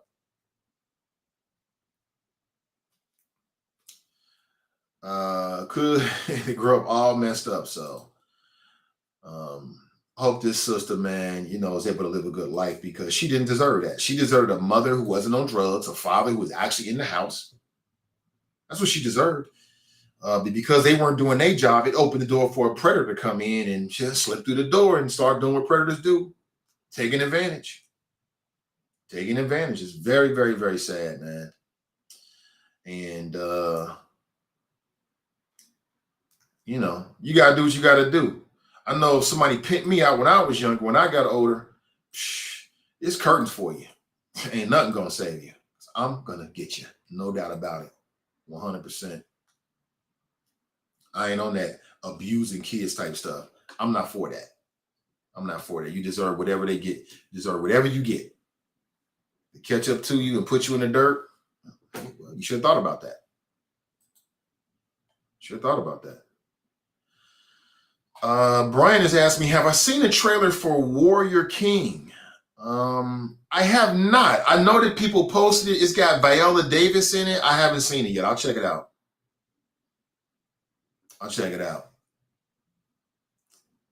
Is this the picture of the lady who killed her sex trafficker? Yes, it is. Yes, it is.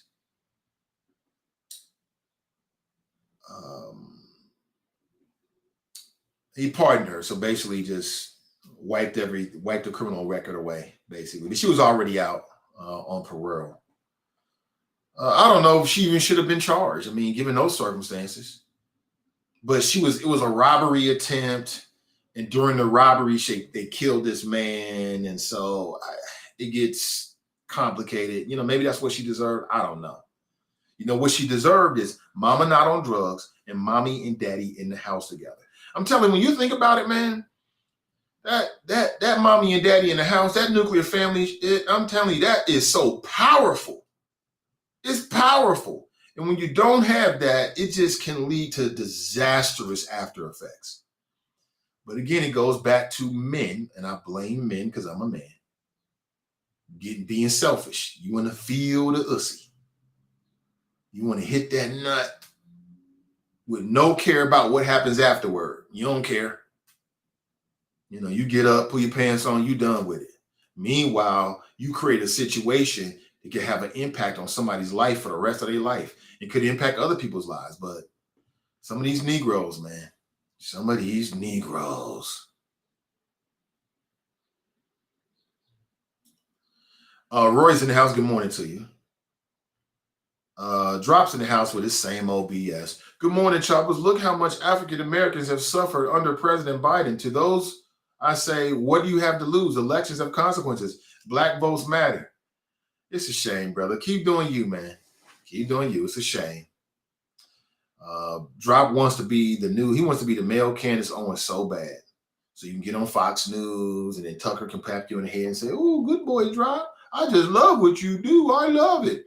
I went out to eat yesterday with the wifey, and in the booth right behind me, there was two white gentlemen who were having dinner. And I overheard them just for a second. I heard them say, I swear to God this happened. I thought about Drop. I heard one of these men say, I love Candace Owens. She's so smart. That's what he said. I'm like, that's what Drop wants. Drop wants, he wants Tucker Carlson to pat him in the head and say, good boy, you're doing a good job. You're doing a good job, boy. And he'll be happy. It's a damn shame, man. It's a damn shame, bro. I'm disappointed in you. I'm disappointed in you. Very disappointed in you. You's a good boy. Good boy. Now go get your ass over here and shut the hell up. Yeah, we love Drop. Republicans love their magical Negroes. They love them. They love them. And like maybe you get a book deal and you can start selling merch like rhinestone and burlap. You know what I'm saying? You can start selling merch, and then like at the next Republican convention, they'll bring you on stage and say, Drop Squad is here. Oh, we love Drop. You can be like the Officer Tatum. You can be like Officer Tatum. And I know he's got a store on his website and he's selling all kind of merch. That's what you want to be, bro? Okay, listen.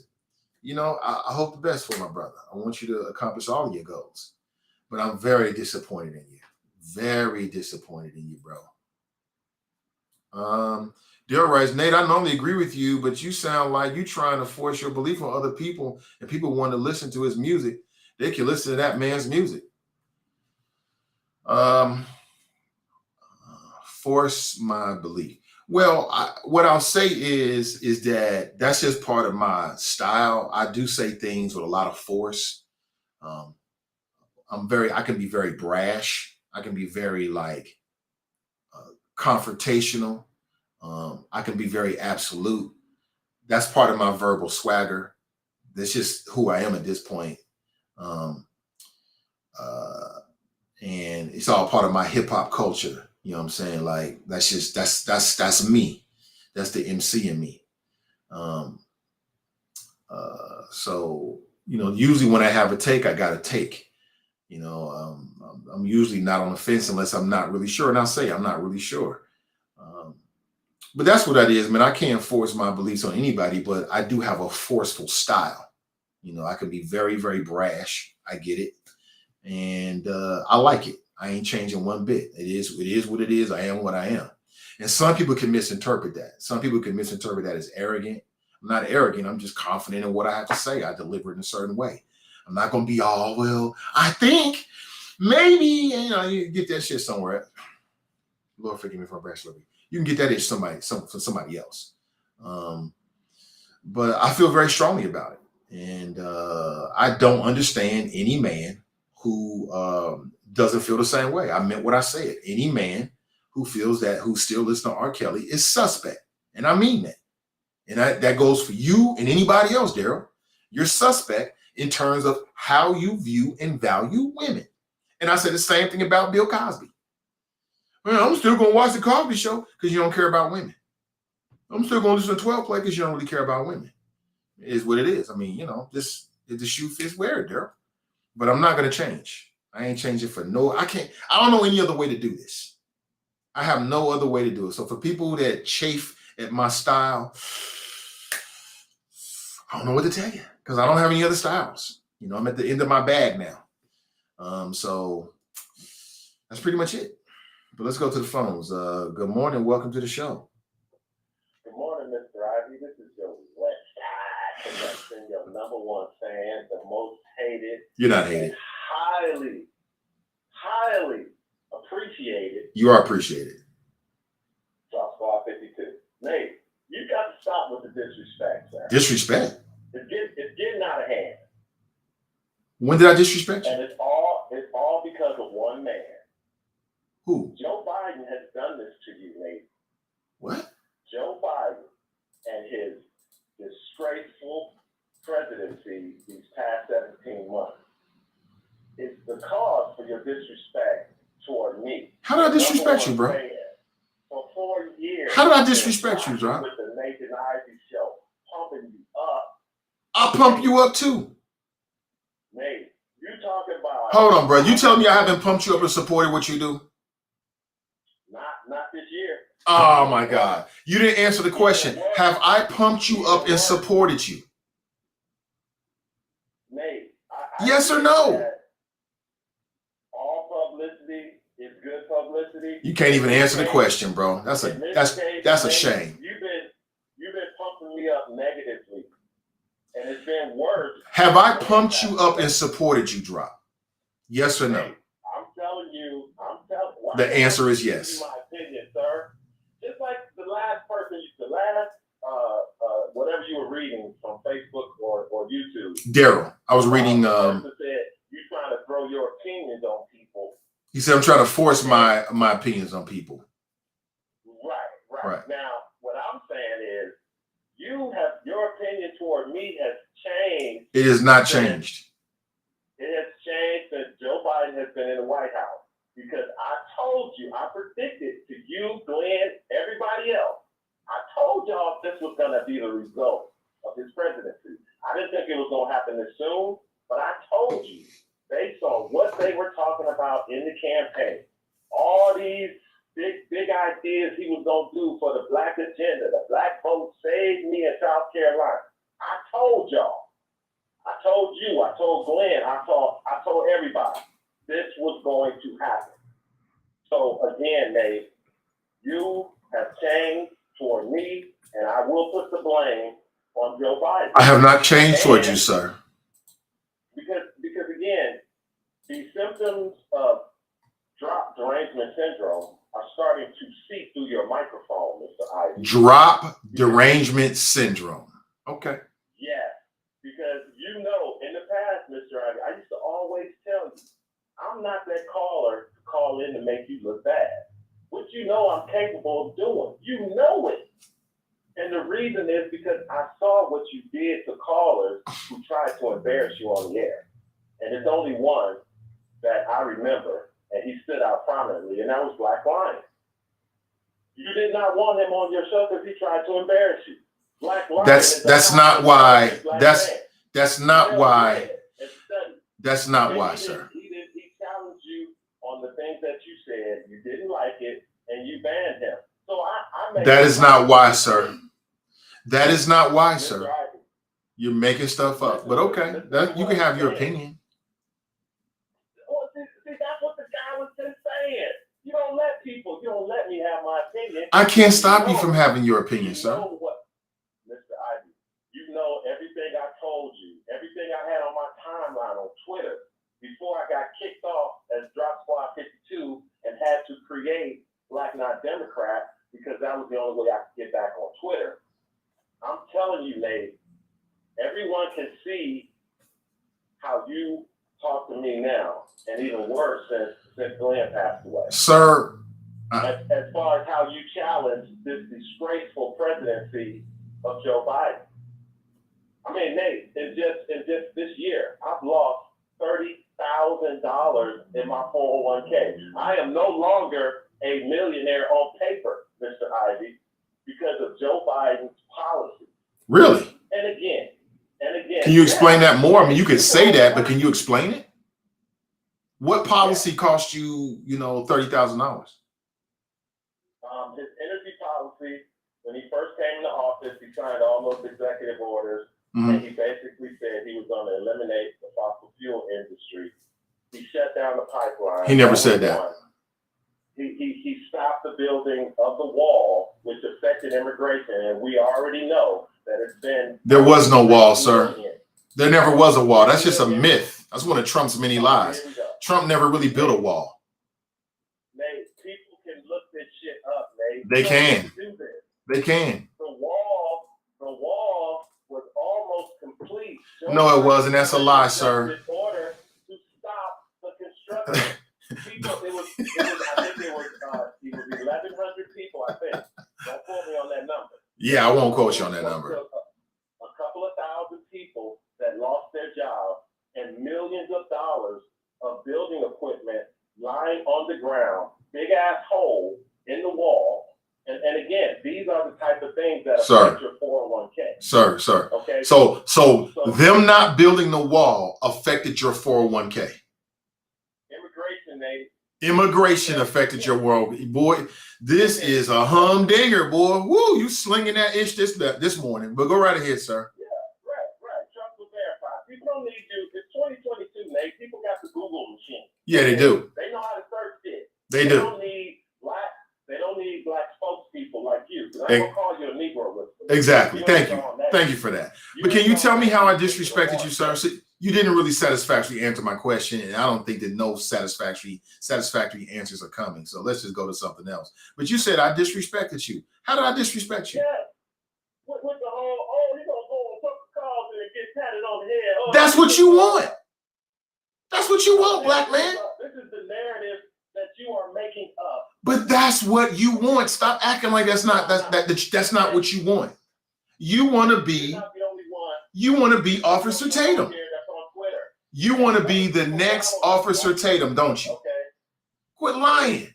Just keep it real, man. People, Nate, you can't get away with this, okay? Because I have been on your show for over 4 years. Right. There are people like, shout out to Black Russia, shout out to the host of the Betting Public Sports Show, Fame Rothstein. And the OG. We are the people that and that's it. We are the people that you push back against the most, because we have the balls to call in and state our opinion. And I appreciate that, man. But tell me how I disrespected you, sir. Nate, people heard it.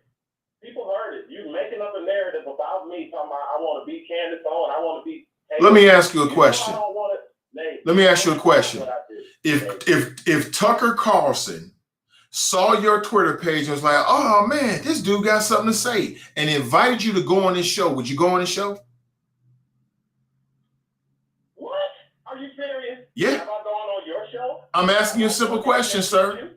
I'm asking you a simple question. No, you like that? No. Okay. Like I don't that? believe you. No. I don't believe you. Exactly. Because you think if you say, oh, Drop answered that as no, and you say I don't believe him, you think everybody gonna, yeah, right, you right, Nate. I'm not worried about anybody else. I'm just simply telling you I don't believe you. But how do you know what I'm thinking about, bro? You're not in my head. You're not in my head. On Twitter, Nate, I see you on Twitter lately. You never used to do this. Never. Come on, Nate. Don't try it, bro. There's other people on Twitter that follow me. Nate, I got 500 something followers. And you sitting up there trying to make me into some kind of grifter, somebody selling merchandise. I ain't never monetized. You know I don't do that. So this is what I mean by your disrespect is getting out of control. So what do you want me to not do anymore, sir? Black Russia called you out yesterday, Nate, about Did saying that anybody that's a Republican is not pro-black. I never said that. Your ass was stuttering. It's the same fucking question. You claiming. You're getting very emotional. You're cursing and all kind of stuff. But go right ahead, sir. You claim it because I'm a black Republican that somehow I'm anti-black. So next you're going to be calling me, I'm the black face of white supremacy. That's where you're headed, Nate. I mean, you kind of are on some levels. I mean, that's on you. That's where you're headed. And you're twisting my words around, and you're hanging on by a very thin thread. Hanging on to what Black Russia said is not a good look, bro. It's not a good look. Let me just tell you that. Okay? I'm ready to end the call. Prove my point. Play the jingle. Play the jingle that you laugh and grin about, that you initially played, and then I owned it and told you to make it my theme song. Okay, so play the thing. You play it. It's gonna prove my point in this call. But thank you for taking the call, nonetheless. Thank you for making the call, brother. You have a nice day. You have a nice day as well, man. Remember what you said. What I say? Bros fall out all the time. It ain't personal. Right. I just radio jumped your ass like Car 52 does on a regular basis. And in the meantime, I'm retired to anyone who wants to catch it. Stay woke, that's the Democrat, if it applies. It only takes a little bit of white brainwash to activate the coon chip. My brother's coon chip has been activated. He told me to play it, so. There you go. You told me to play it. Tell me that. You told.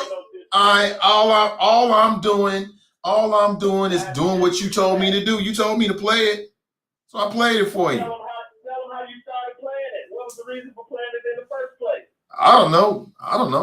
Yeah, you did. I can't remember. You played it originally after I hung up. You played the shit and you was live. It was funny because you know I like it. You know I love your show. I love how you run your show. But all I'm pointing out, Nate, bro, I'm getting under your skin. You get under my skin. Okay. Right. Because I know the Georgia Pete, he gonna call in, but he ain't gonna defend. He ain't gonna defend his Democrat Party. He gonna start talking about Trump and all this other bullshit that ain't got nothing to do with how Black people feel about their party right now. So again, Nate, I appreciate the show, bro. I'm gonna keep doing what I'm doing, and I won't be calling in the next couple of days. I want this to marinate. I want to marinate. See if I can get up my merch. Peace out, bro. He is a nut, man. He is certifiable. Oh my gosh. Oh my God, what did I do to deserve this? It's like, you know when you're a big bro and you got little brothers and they just live to antagonize you. That's what it's like, man. He bringing up Fame. He bringing up Black Lion. He bringing up Black Russia. Okay, cool. You know, those are all my little bros. I'm the big brother to all those guys, man. I love them. And then sometimes you got to pull your little brother to the side and tell him, like, bro, you ain't looking right. You ain't looking right. Okay, cool. I'm going to check this out. Damn, she looking serious. The Woman King, huh? The Woman King. I don't know. That seems interesting, that title there. The Woman King. That's my brother. I love me some Drop. And I'm just messing with you, Drop, and I got to hold you accountable, man. That's it. If I didn't care about you, I wouldn't even mess with you at all. I wouldn't even mention you. You know what I'm saying? If I don't, that's why I rock with you. That's why I rock with you, man. So it ain't personal, bro, at all. Let's go to the phones. Good morning. Welcome to the show.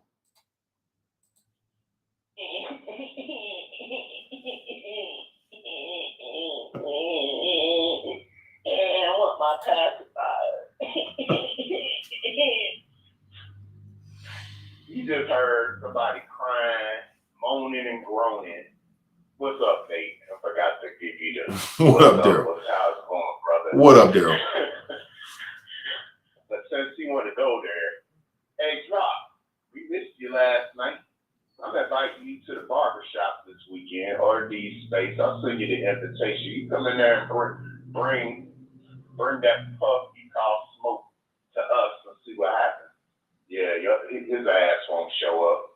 And Nate, I don't know if we're on Twitter or not, but I'll get you the invitation. If you got time, you can pop your head in there, then you can hear firsthand what happens when he comes in with that bullshit, talking that mess that he talks to you.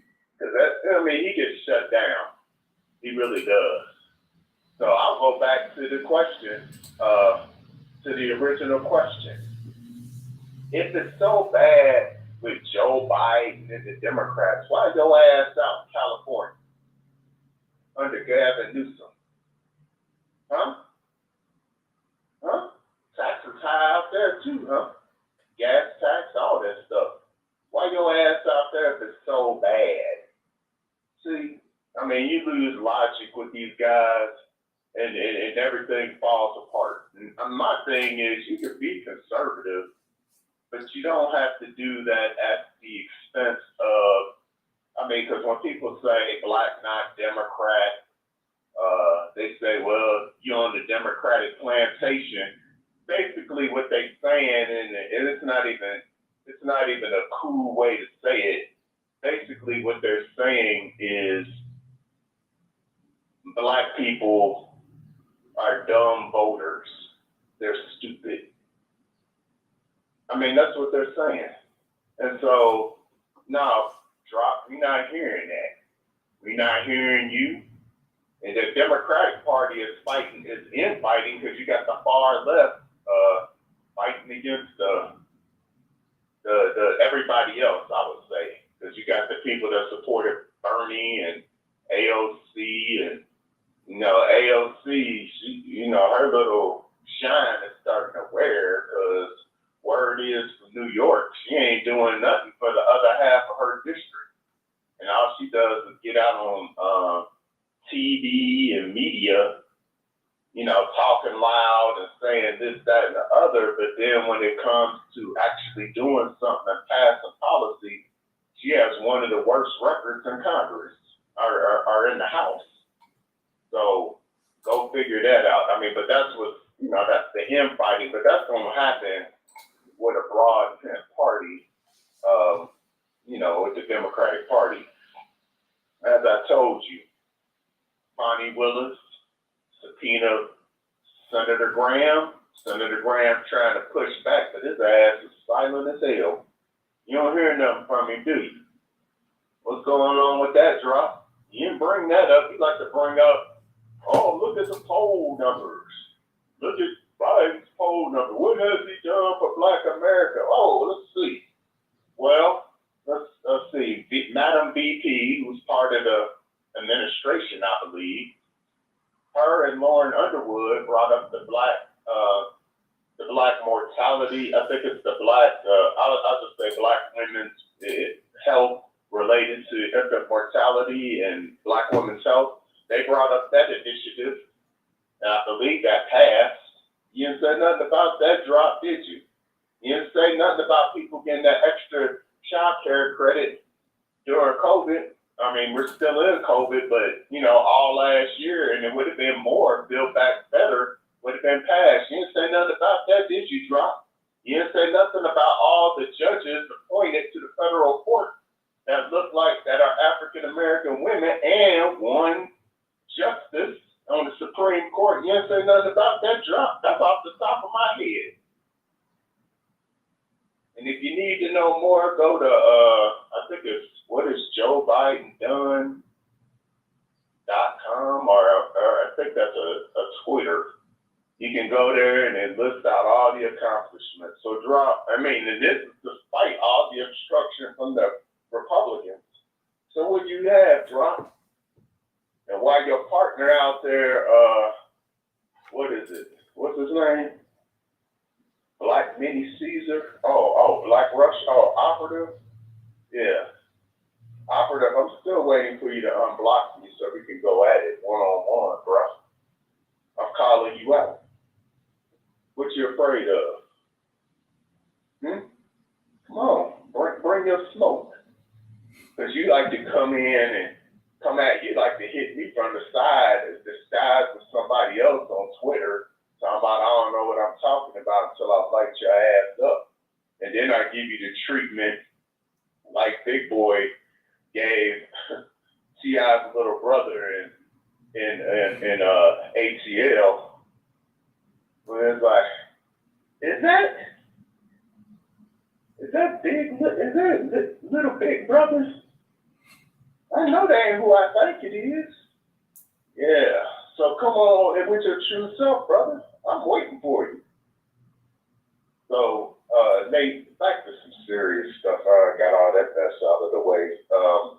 I was gonna say about what's the name of the movie? Because I'm getting it wrong. I get the title wrong. It's the Queen. What is it called? I think it's called The Woman King. Yeah, The Woman King. Yeah, that is, from what I understand, what was the Deramaji? I didn't put it in there because I wasn't sure the spelling. In Black Panther.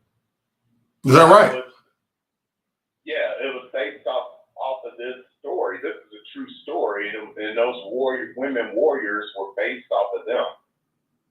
Yeah. Okay. Yeah. So, but it's not a part of that whole Marvel universe. It's part of like some real world stuff. No. This is more kind of like I would say like a docudrama. From what I read the clip, what I read about it in the clip, it's more or less a docudrama. Like it's a drama, but it's a documentary, because I guess there's some I would you know how they do something like Winning Time, stuff like that, where it may not be 100% true, but it's mostly true. I would say that, because it's not a straight out documentary, but for dramatic effect, it's kind of a combination of both, but you get the gist. But it is based off of true history. It'll be interesting how that took place. So it looks interesting. It looks very interesting. So I look forward to seeing that. That'll be out right before the fall. Right as we're getting into the fall season. So I would recommend everybody. I don't know if anybody black is directing or producing it, but it does, have Viola Davis, and I saw somebody in the chat mention comic books, talk about Harriet Tubman, and coming out with a Harriet Tubman comic book. I'm not familiar with that one, but I want to see somebody. Have you read the book Parable of the Sowers? No. Sower and Parable of the Talent by Octavia Butler. I have not. Man, It's good? Bruh, good. That stuff is almost prophetic. It's called what? Parable of what? Now. Of the sower? Parable of the Sower. Yeah, Parable of the Sower. I'm looking at it right now. Okay. Octavia Butler. And, they're supposed to be, I think, if they come out with a movie about that, I think people are looking at it. It's about climate change, huh? It's about apocalyptic world and the stuff that's going on now. And I only, I listened to one chapter of Parable of the Talents, where they installed this president, and the premise is make America great again, or make America great again. So you have to keep in mind, these books were written in the early 90s. Mm-hmm. This was way before Trump ever took office, when she wrote these books. And so if anybody got some time, go ahead and pick up the book or listen to it. It'll make you think. It'll make you think. Yeah, I'm interested. I'm gonna check it out. Yeah, but I just want to just keep an eye on what's going on with the court. Cipollone, I guess he's getting a written deposition today. Yeah. I don't know how they're actually doing it yet. He's doing that. I don't know how they're gonna bring that out. They got one other witness coming out next week. And like I said, Bonnie Willis gave an interview to NBC. She's like, wherever the evidence leads us, and that means if we have to subpoena Trump, we'll do that too. So she ain't backing down, bro. So you take it for what it's worth. And she's getting threats every day. So she even talked about that, like, they threatening me and calling me, racist names. And she's more or less like, hey, that ain't gonna going to keep me from doing what I have to do as the DA for Fulton County. So just stay tuned to that. And that's all I got, brother. Take care. That's all I need. Take it easy. That's Daryl from Atlanta. That's all I need. Good morning to you. Today's show is brought to you in part by the folks over at the Black Economic Empowerment Market, or BEAM. You can sell your goods and those services. And who doesn't love a good market?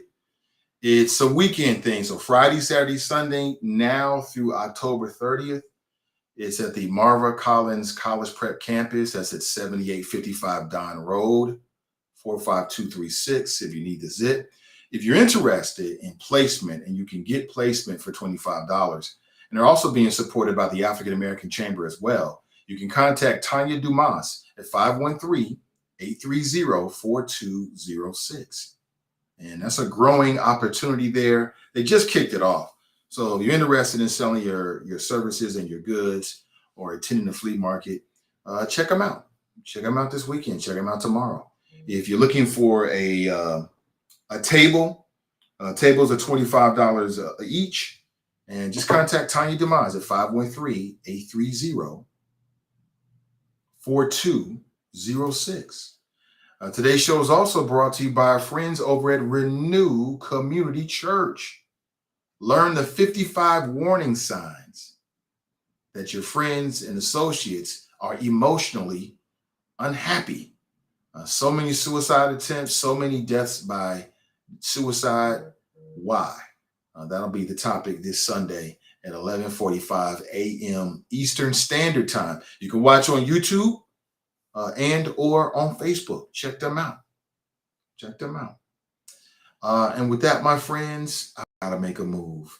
Have an excellent rest of your day. It's a beautiful Thursday. For my entrepreneurs out there and hustlers, grinders, the grind never stops. Keep your eyes on winning. Run your race. Don't worry about anybody else, okay? I'll be back with you tomorrow morning, bright and early, and hopefully better than ever. And we'll chop up the week that was and talk about everything else. One of my guests will be Steve Gooden. And there's also some movement as it relates to a lawsuit. Well, let me take it back. Some movement as it relates to evictions in Hamilton County. And I may have a guest to talk about what's happening that as well. That's all coming up tomorrow. And we'll talk about the world of people, politics, and pleasure. So have an excellent rest of your Thursday, and we'll catch up real soon. Until next time, I'm Nathan Ivey, and I'm out.